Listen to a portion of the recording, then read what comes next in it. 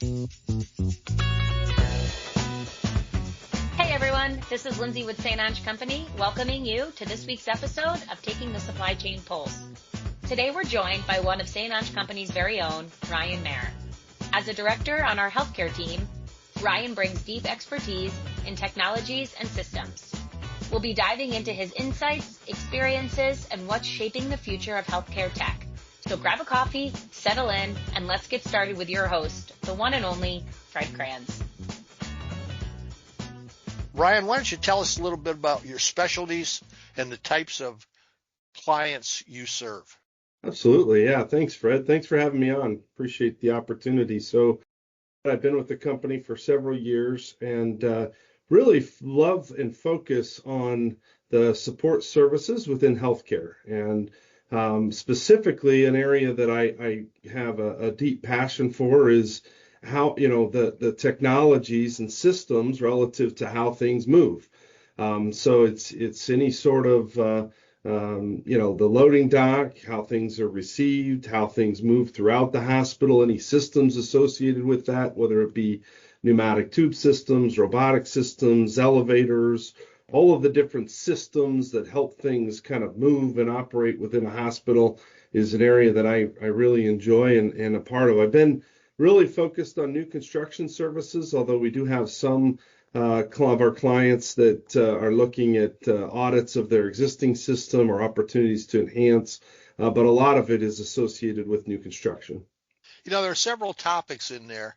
New construction to me, and I know nothing about what you do, okay? But new construction to me sounds easier than trying to adapt existing situations to new technology. So when you talk about the concept of adaptable design, and you tied that in a conversation we had with the idea of the changing labor force. How does that work in a new build and maybe a little bit in an existing build?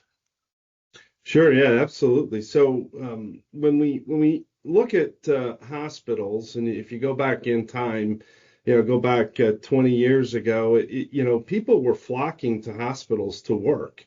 There was good benefits, the labor, the salaries and reliability of working within healthcare was really great. It was unbeatable, actually. And what we're finding now is that the labor force is actually shrinking.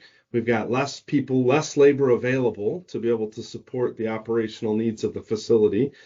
And we're also finding that we've got competition within healthcare. So, several of our clients have recently talked to me about the challenges with Amazon, just as an example, building a warehouse down the street, and their labor force is finding a new home with Amazon, who's paying them more money and giving them benefits that will support. In fact, I just had one hospital that told me that, as an example, they have a sterile processing technician in their hospital that makes less, who, in sterile processing, you have to be trained and certified and understand the IFUs and everything else related to how to process instrumentation, but they're getting paid less than the guys that work at Starbucks, in the same hospital. And so it's those types of things that are really starting to shape and form to whether you're an existing hospital or a new hospital, you really have to be thinking about how are we going to find labor and people to be able to support our operations moving forward. And in an existing hospital, I think there's always opportunities to find process improvements. How can we do things better, more effectively? How can we institute or leverage technology to help us within an existing facility? But you're always challenged a little bit with the existing infrastructure. Do we have enough ceiling height? Do we have the right number of elevators, the support to get there? New construction, I find often, is a catalyst or an opportunity to really leverage change in a facility and to really start to think differently. And so that's where I think, we might find it different with an existing hospital where we're trying to just work within the existing infrastructure. There's always opportunities, but I would say with new construction, oftentimes there's greater opportunities to really, understand the opportunity or enhance the systems and processes to be able to provide a reduced labor need moving forward. So when you work with new builds, which is more common, that they've had some previous discussion about what type of automation they might want to have in, say, sterile processing or just automated guided vehicles delivering supplies on the floors, or have they just X'd out X amount of space and leave it up to you to figure it out with the customer and them?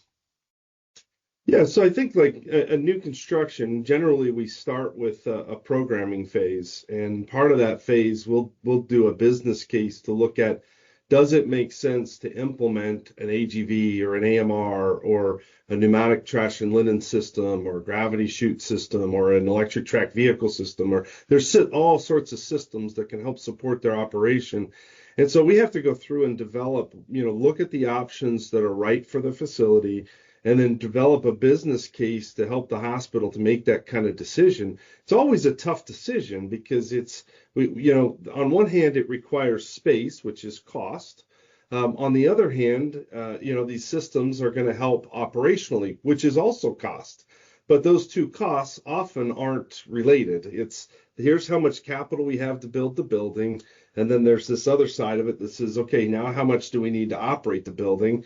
And tying those two together is where we really feel like that business case can do that to help owners make good decisions.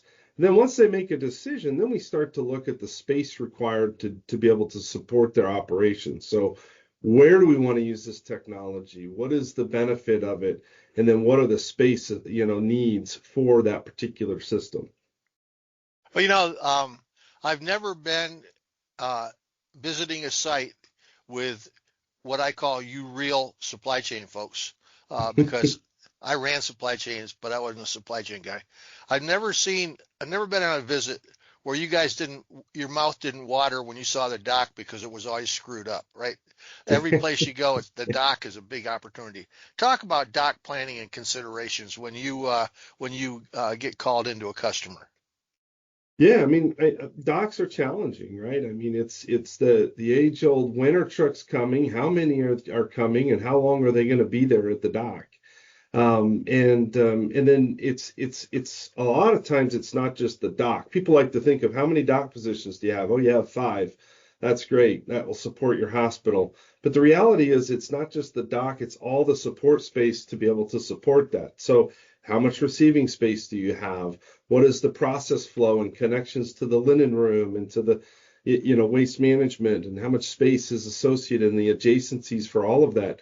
So as you think about the loading dock, and we do get on these docks, and some of them, it amazes me. I was just looking at a hospital the other day that, very large institution, they have 2 dock positions.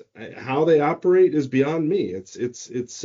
They have trucks in the street, and it's just incredible how they're able to operate. But is it really, we have to kind of step back and say, what's the right solution for the hospital? It's not always in the best interest of the owner to have trucks parking in the street and offloading, and how things are coming into the facility. So the loading dock I often think of as kind of that support services entrance to the hospital.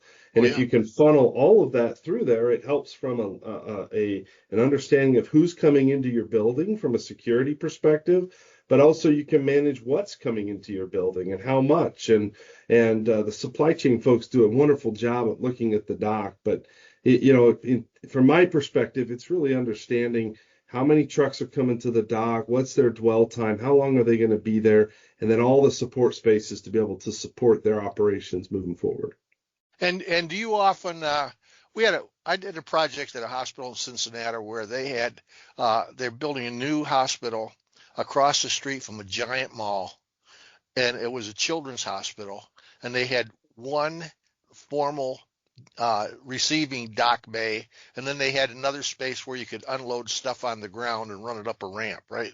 So they had a heck of a problem, and we had to do all kinds of studies and almost do 24-hour a day delivery movement. Do you encounter that a lot? Yeah, I mean the challenge is there, right? And you kind of alluded to that, what you saw at that hospital in the children's hospital, in that a lot of times if you don't plan enough dock space, then people often say, well, it's just a scheduling exercise.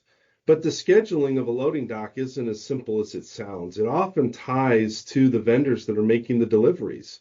And then what people don't realize is those vendors that are making those deliveries are often tied to other customers in the region or in the area. So they're not just coming to hospital A to make a delivery.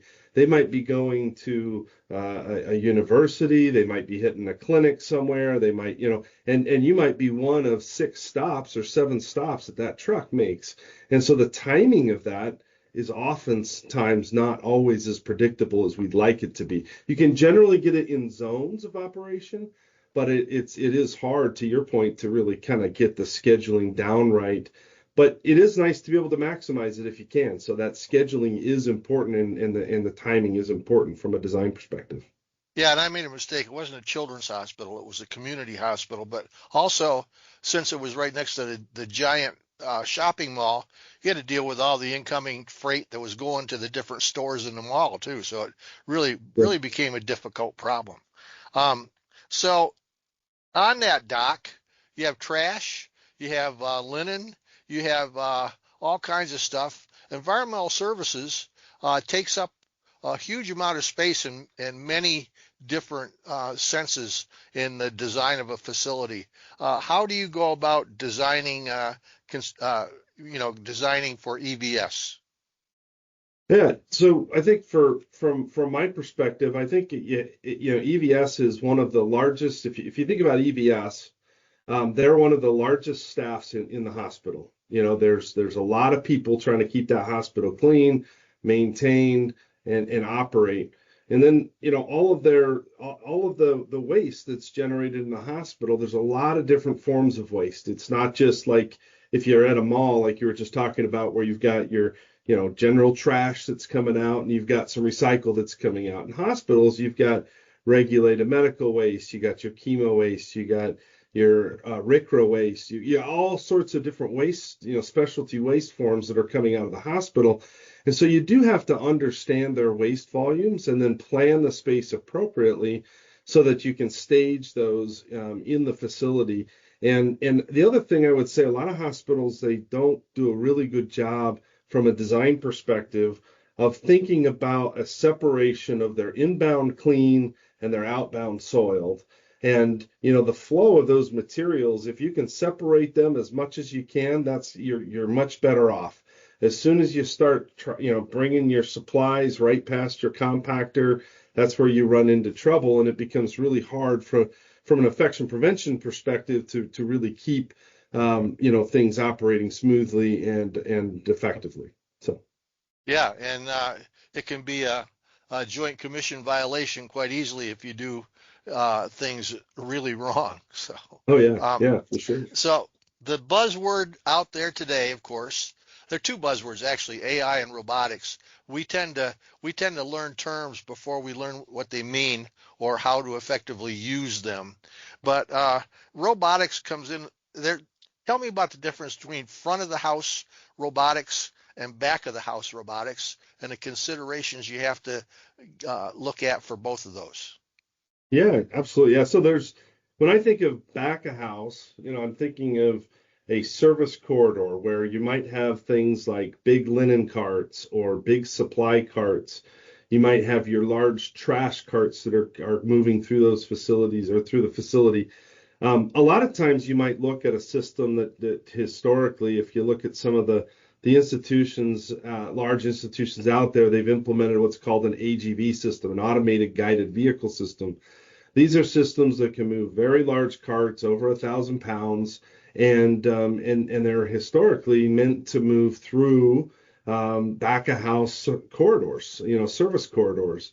And so the robotics is historically has really been focused on that back of house service. However, there's a great influx of the desire to get robotics to also go to the front of house. Some of the hospitals, like I did a children's hospital where recently, where they had an AMR that looked like a train, that was moving right through public spaces. And the biggest challenge with the technology is there and has been there for years to move through public spaces. The challenge is are people ready for it? And I think people more and more, I mean, you go to the grocery store, you go, to hotels, you're seeing robotics being used in a lot of different applications, and people are getting more and more used to the idea that they're out there. But a lot of times within front of house, we're starting to see robotics used for transferring supplies or food or medications or picking up lab specimens, right from a nurse's station or right from, the point of generation. So moving into the front of house, generally the robotic systems are smaller and can articulate and move better around, objects that are in the way or even people that are in the way, versus the back of house robots where they're big, they're robust, they're hard to kind of articulate sometimes around, obviously a patient floor with all the things that are happening on that particular floor. So there is something to think of when you think of both of those. When you're thinking of front of house versus back of house, you have to kind of think about those a little bit differently. Have you been in? I have not ever been in a place recently. Back in 1978, we tried out automated guided vehicles at Baptist Hospital in Miami way before anyone else was doing it. But that was in Mm-hmm. the service. It was in the service corridors. Okay. Have you been in places where in public corridors or where you've seen people that are patients or visitors interacting and witnessing the robots? And what has been the response or the reaction from them that you've seen? Yeah, yeah, I think that there are hospitals. Again, we're talking about front of house robots where they might look like a train, or sometimes they like to decorate those robots. But yeah, there are several facilities that are using it more for that front of house, and people generally are okay with it. They look at it and they go, gosh, this is really cool. I like this technology. But I think the real benefit is if you can move through a space, generally we still don't want robotics going through a public, like an entrance to a hospital or areas like that. But on a nursing floor where it can interact, where patients might be going or families might be going to visit a patient in the room while this robot's moving down a corridor, we see that all the time because really, if we can get our materials closer to the point of care, the better off the nursing staff's going to be able to take care of the patient. And so I think there is a need to look at going further in, and absolutely, there are systems all over the country that do that. Yeah, some of those AI type robots actually are designed to help uh, give pharmaceutical and information to the patients and things like that. Will come into the room and sort of talk with the patients. It would be interesting to see what their visitors think when that happens. Yeah, yeah. I think it's interesting because there are we're talking about staffing shortages earlier, and it was really focused on support services, but we've heard similar complaints and challenges relative to nursing. Oh yeah, Nursing is really there's a huge shortage in nursing, and traveling nurses are 3 times the cost, and they're not used to the hospital. They're coming into an unknown environment. There's challenges with it. And so as you think about the nursing staff and the challenges there, where can robotics really help, moving forward to allow hospitals? I attended a HIMSS conference, a year ago, and there were 2 or 3 robots the intent of the robots was just to socialize with the patients. yeah. So you say that jokingly, but the reality is a lot of times, interacting with the patients and creating that bond between a nurse or a technician and a patient, robotics might be able to help with some of that and help them to feel comfortable. So, Yeah, and automation as well. I think I know Tom Redding one time made a statement that the single largest component of a caregiver's day is unnecessary or redundant paperwork, which makes it impossible for those people to actually interact on a personal basis with the patient. So if you can use either technology or robotics or AI, whatever, to create more time. That's a great thing. Yeah. Tell us the difference between distribution concerns for clinical items versus pharmacy. So like if obviously when we deliver supplies, a lot of times supplies, depending on how the supply chain for the hospital is working, a lot of times it's a just-in-time or LUM delivery system where supplies are picked by a distributor offsite. They'll put it into totes. Those totes will get brought to the hospital. Those totes, once it gets to the hospital, get put, on a cart, or maybe they already come on a cart. Those carts are taken up to supply rooms and put away. The ability to leverage the technology there is pretty easy because it's just taking that cart of totes and having it go up. The difference with pharmacy is that a lot of times where we see pharmacy finding the greatest use with robotics is more on things like your hourly runs or distributing medications that can't go through the pneumatic tube system, or maybe it's a first dose that you need to get up and you don't have a tube system that goes to that area.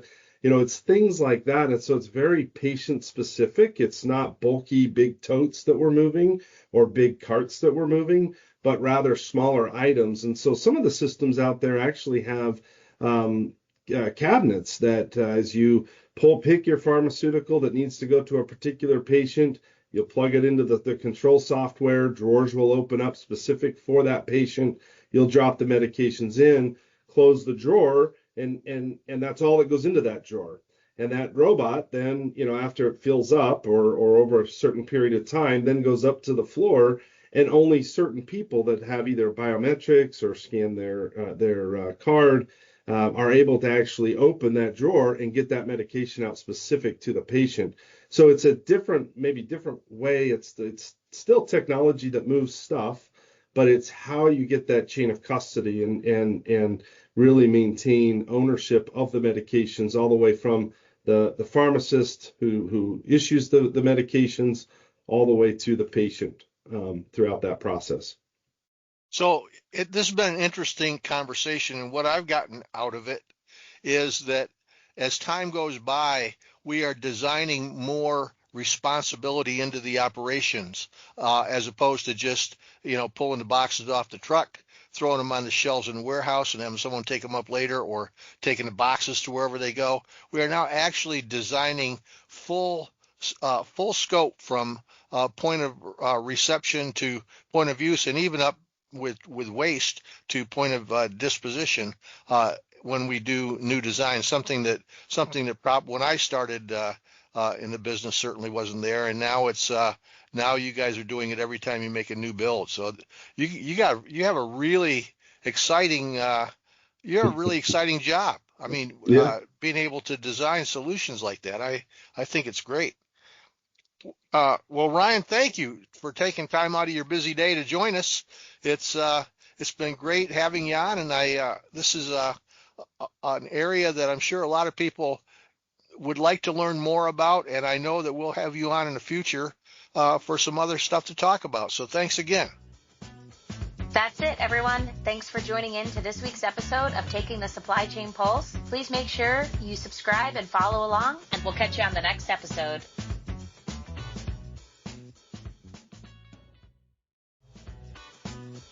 Thanks again, everybody, for listening to our podcast, Taking the Supply Chain Pulse. Subscribe, follow, and give us your comments for topics or improvements. And if you know some people that you think we should be interviewing, please tell us about them, too. I can be reached at fcrans, C-R-A-N-S, at stonge, S-T-O-N-G-E.com. We'd love to hear from you. Thanks again. See you next time.